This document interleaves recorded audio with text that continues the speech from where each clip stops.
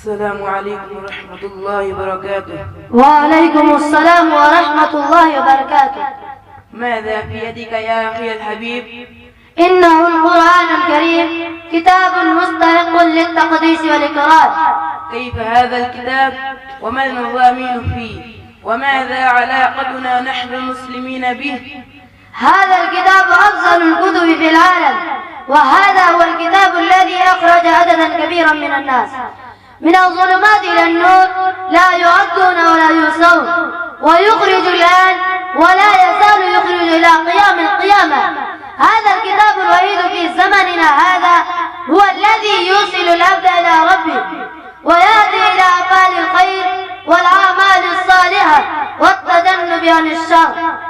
سبحان الله، ما أجمل الكتاب وما أنفعه. هل لهذا الكتاب النافع علاقة ما بنا نحن المسلمين؟ علاقة ما؟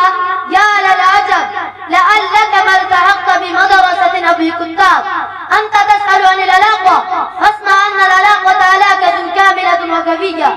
إن الله تعالى كان يبعث نبيا وقد ينزل معه كتابا حينما يفسد الناس في الأرض فيصلحهم ذاك النبي. وأخيرا بعث الله نبينا المحترم ونزل الكتاب المجيد، ونلنا هذه الهدية الثمينة بواسطتي والذي في يدي وذاك الكتاب القرآن الكريم.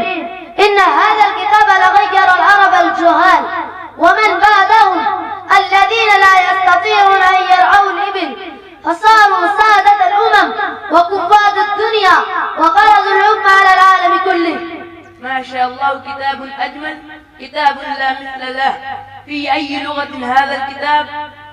في اللغة العربية الحبيبة الفصحى التي كانت حية منذ قرون ولا تزال حية إلى يوم القيامة.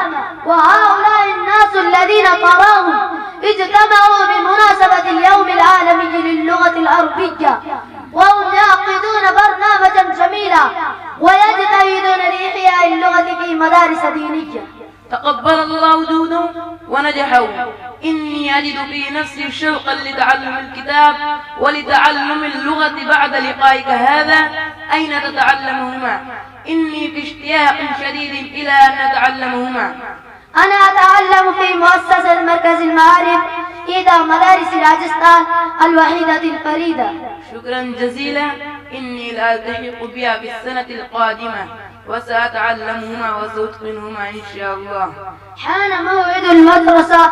إلى اللقاء. السلام عليكم ورحمة الله وبركاته. وعليكم السلام ورحمة الله وبركاته.